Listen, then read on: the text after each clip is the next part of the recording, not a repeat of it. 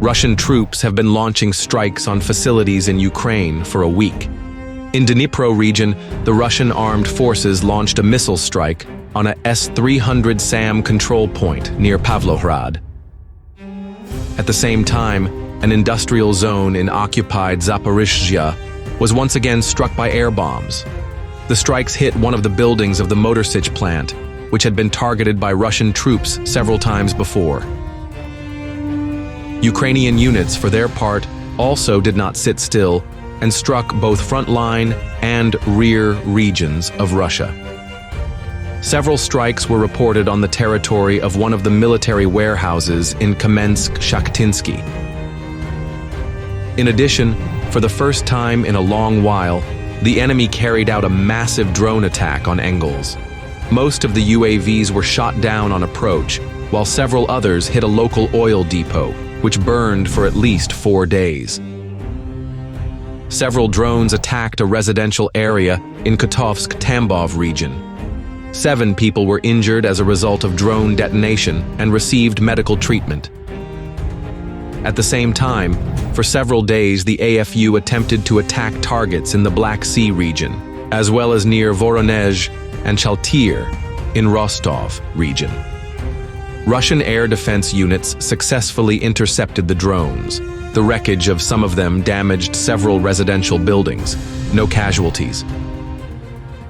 In Kursk region, Ukrainian units launched several unsuccessful attacks, attempting to gain a foothold in Berdyan on January 6th.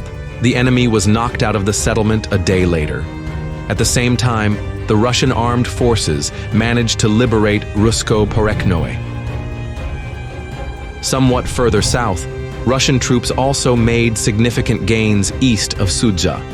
In recent clashes, the village of Agronom was liberated, while fierce fighting continued in the center of Makhnovka.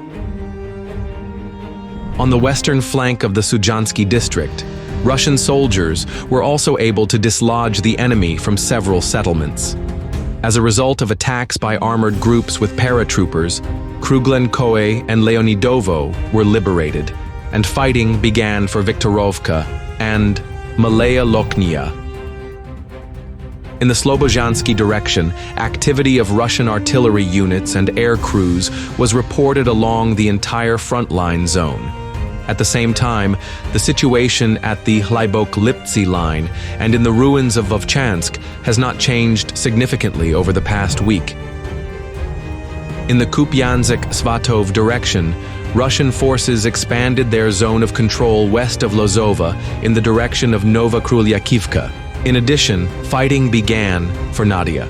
At the same time, Russian soldiers managed to clean up the pocket east of Krylyakivka, leveling the front line, while Ukrainian troops launched a counterattack in Kolesnikivka.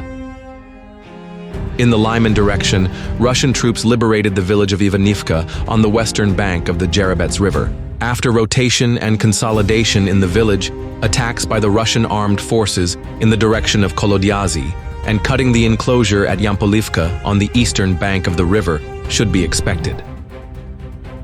In the Siversk direction, the main battles are still taking place at the Bilohorivka, Verkhnokamianska line. Russian troops launch strike on identified AFU positions in Siversk and its vicinity. In the Artemivsk direction, assault units are clearing basements and buildings in the Novi neighborhood in Chasiv Yar. The clashes in the industrial zone of the Pivnichny district and on the approaches to the railway station have not subsided. In the Oleksandro-Kalinove direction, Russian armed forces assault units planted a flag on the territory of the waste heap of mine number 10 and advanced significantly to the west and east of it. At the same time, in the northeastern part of the city, advanced infantry groups were observed advancing along Radchenka Street in the direction of the Toretskaya mine. In the Pokrovsk direction, after the liberation of Vozdvizhenka, Russian troops continued their offensive in the direction of the Pokrovsk-Kostyantinivka highway. On the western flank, the Russian armed forces attacked positions north of Vovkove, near the Kotline railway station, and also captured most of Solon. At the same time, to the south, Russian troops are fighting on the western outskirts of 𝐔𝐤𝐫𝐚𝐢𝐳 and have broken into Yasenove from Ukrainka. Success in this area will further develop the offensive not only in the direction of Novoandriivka to the west, but also along the T-0515 highway to the south. In the Kurakhove direction, over the past week, soldiers have knocked the enemy out of a number of settlements to the north of Kurakhove. The flags of the 114th Motorized Rifle Brigade were hoisted in Shevchenko and Petropavlivka. Most of Slovyanka was liberated. South of Kurakhove, Russian assault units planted flags in the center of Yantarny and are fighting at a nearby sludge dump. Northwest of Maksimivka, the fighters managed to make significant advances, knocking the AFU out of a number of forest belts. In the Vremivka direction, Russian soldiers are meanwhile tightening the encirclement around Velika Novosilka. To the east of the village, a large stronghold has been taken. They have also managed to get forward in the northern direction from Storozheve and Blahodatne, advancing on Neskuchne. On the Zaporizhzhia direction, Russian troops withdrew from part of their positions in Kamyansk.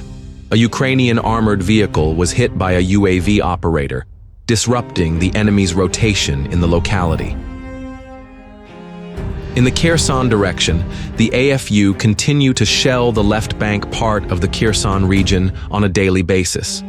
2 civilians were killed and 6 others were injured as a result of incoming attacks and several strikes by missiles with cluster warheads.